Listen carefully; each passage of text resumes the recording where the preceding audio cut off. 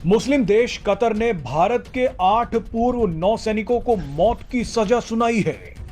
इसकी डिटेल्स बहुत काफी लंबी चौड़ी आप जब देखते हैं, रिसर्च करते हैं, आपको पता चलता है कि ये मामला जो है ये काफी अरसे से चल रहा था। होगा कि कतर में जो नेवी ऑफिसर्स हैं उनको सजा सुनाई गई है। जो इंडियन ऑफिसर्स लास्ट ईयर उनको अरेस्ट किया गया था जासूसी के इल्जाम में कि जी वो इजराइल के लिए काम कर रहे हैं। उसी के 24 घंटे में ये मैटर बहुत आगे जाएगा और कतर को अगर भारत ने नाक ना लड़वाया तो मैं तो मेरा नाम बदलने को तैयार हूं।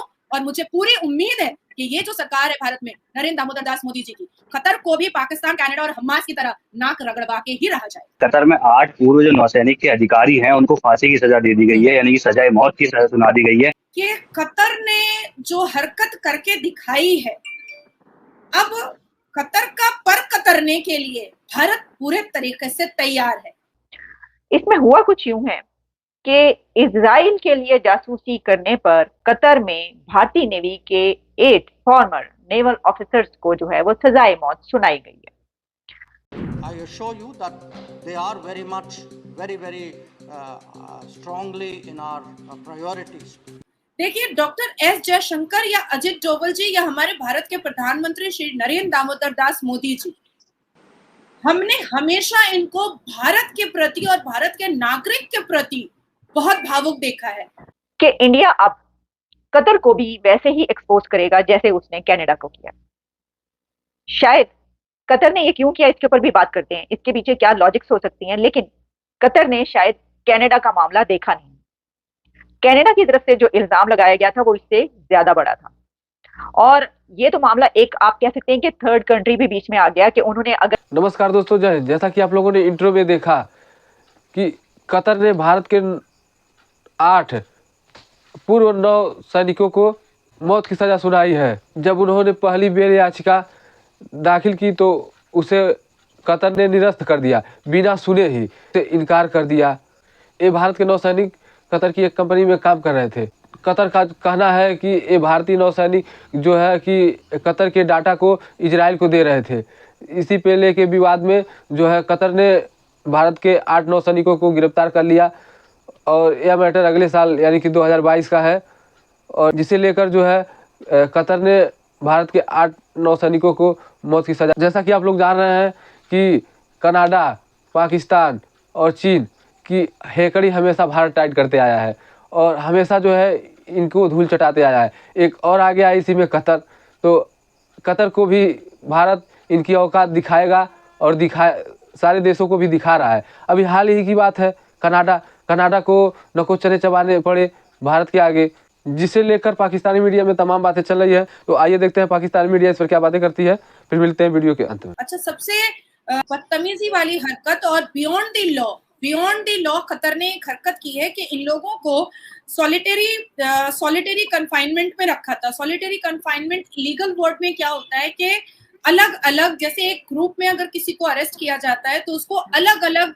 जेल के अंदर रखा जाए, अलग अलग लॉकअप के अंदर रखा जाए, ये भी किया। साथ साथ 30 अगस्त 2022 को जब इन लोगों ने अपनी पहली बेल याचिका डाली थी तो उस बेल याचिका को कतर सुनने से भी इनकार कर दिया था। एक सुबह आया और सुबह एकदम अलस सुबह उठा करके डिटेन करके ले गया। ऐसा क्यों किया गया?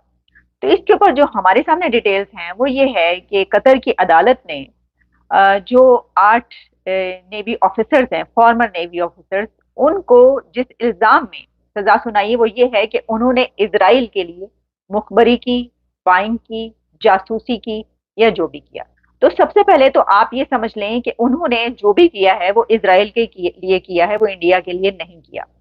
अच्छा, अब क्योंकि उनका इंडिया से ताल्लुक है, इसके ऊपर इंडिया की तरफ से अभी तक क्या बयान आया है? तो मैं आपको बता दूं कि इंडिया की तरफ से बहुत सख्त इसके ऊपर ये आया है कि वो सख्त सदमे में है। उनको कतर के अंदर 8 लोगों को जो नेवी ऑफिसर्स हैं, रिटायर्ड ऑफिसर जो कि धारा ग्लोबल टेक्नोलॉजीज पे के लिए काम कर रहे थे, वहां पे कतरी उनके जो फोर्सेस थे उनको ट्रेन कर रहे थे, तरबियत कर रहे थे। उनके ऊपर इल्जाम है कि उन्होंने इटालियन सबमरीन है उसके लिए उससे वहां उसकी इंफॉर्मेशन जो है वो इजराइल को दी है। लेकिन बड़ी सीवियर पनिशमेंट है जो कि मेरे ख्याल में मिडिल ईस्ट और ये स्टेटें जो हैं वो एक्सरसाइज हमेशा करती, लेकिन फॉरेनर्स के लिए, अपने शहरियों के खिलाफ वो इतनी सख्त सजाएं नहीं देते। आपने इस चीज पर बहुत ज्यादा अफसोस हुआ है, जो उनकी फॉरेन मिनिस्ट्री की तरफ से जो अभी तक हमें स्टेटमेंट्स नजर आ रही हैं या उनकी तरफ से क्या एक इम्प्रेशन मिला है, वो ये है कि बहुत सख्त सदमे में है। और ये जो कुछ हुआ है इसके ऊपर वो अब ये देख रहे हैं कि क्या लीगल ऑप्शन इख्तियार करेंगे। कि 9 साल में भारत इकोनॉमिकली 3rd पोजीशन पर आ जाएगा, डिफेंस में 4थे पोजीशन पर आ जाएगा, इनकी जीडीपी 7.2% पे आ जाएगी। तो ये इन्होंने कभी सोचा नहीं था। इनके बायलैटरल रिलेशन जो है वो सारे दुनिया से बहुत बेहतरीन हो जाएंगे। मुस्लिम ममालिक भी भारत को अपनी पलकों पे बिठाकर रखेगा। तो ये चीज इन टेररिज्म ऑर्गेनाइजेशन वाले देशों को समझ में नहीं आया था। पर जैसे जैसे भारत की तरक्की दिख रही है, उनके प्रोजेक्ट्स दिख रहे हैं, आगे बढ़ते हुए कदम दिख रहे हैं, ये सारे टेररिज्म ऑर्गेनाइजेशन के दिल में ये बात अब चुभ रही है कि एक बार भारत अगर ग्लोबल पावर में आता है तो हम टेररिज्म ऑर्गेनाइजेशन को और देश को खत्म होना पड़ेगा। और ये कतर को सजा अब सिर्फ भारत नहीं देगा, कतर को सजा इजराइल देगा, कतर को सजा सऊदी अरबिया देगा, कतर को सजा बहरीन देगा, कतर को सजा इजिप्ट देगा। ये सारे लोग कतर को एक टेररिज्म ऑर्गेनाइजेशन की तरह ही मानते हैं। लेकिन इतना आसान नहीं होगा इन 8 आर्मी ऑफिसर्स को सजा देना, इतना आसान नहीं होगा। मैं समझता हूं ये एक मेरे ख्याल में तो कतर ने जो थोड़ा सा हवा लेने की कोशिश की है, मेरे ख्याल में होगा ऐसा, इतना आसान नहीं है। धारा ग्लोबल टेक्नोलॉजीज एक प्राइवेट कंपनी थी जो कि उनके फोर्सेस को ट्रेन करते थे। ये सारे कोई जासूसी किया या कोई ऐसा भी कदम उठाया है तो ये किया है इजराइल के लिए। जबकि जो कनाडा का मामला था तो कनाडा ने तो ये कहा था कि हमारे मुल्क के अंदर जो है ये कत्ल हुआ है और यहाँ से करवाया गया। लेकिन उसके ऊपर जो इंडिया की तरफ से स्टैंड किया और उसके बाद जैसे उस मामले को टेकअप किया इंडिया ने और किस तरीके से एक्सपोज किया और यहाँ तक फिर मामला पहुंचा कि कनाडा को लेने के देने पड़ गए और वो यहाँ पर जस्टिन ट्रूडो यहाँ तक कहने पर आ गए कि हम तो बड़े अच्छे ताल्लुकात चाहते हैं। उन्होंने जो कोर्ट्स होती हैं अमूमन थोड़ी सजा देती है, लेकिन डेथ सेंटेंस तो हाईएस्ट पनिशमेंट होती है। आप क्या देखते हैं, कतर इंडिया ताल्लुकात मजीद खराब हो सकते हैं या क्या आप देख सकते हैं कि इंडिया जो है वो अरब फ्रेंड्स के जरिए या वेस्टर्न फ्रेंड्स के जरिए कतर को अलोर करने की कोशिश करेगा कि वो इसमें जो है वो मर्सी करे? आप इसको कैसे देखते हैं? पहले इस पे जरा आज बात करें। चीमा साहब, मिडिल ईस्ट के अंदर जिस तरह का उनका जुडिशल सिस्टम है वो दुनिया से अलग है बिल्कुल ही। अगर देखा जाए उनका, जिस तरह आपने देखा होगा कि सऊदी अरेबिया और दूसरे मुस्लिम ममालिक के अंदर जिस तरीके से हार्श सजाएं दी जाती हैं बिलखुसूस फॉरेनर्स को।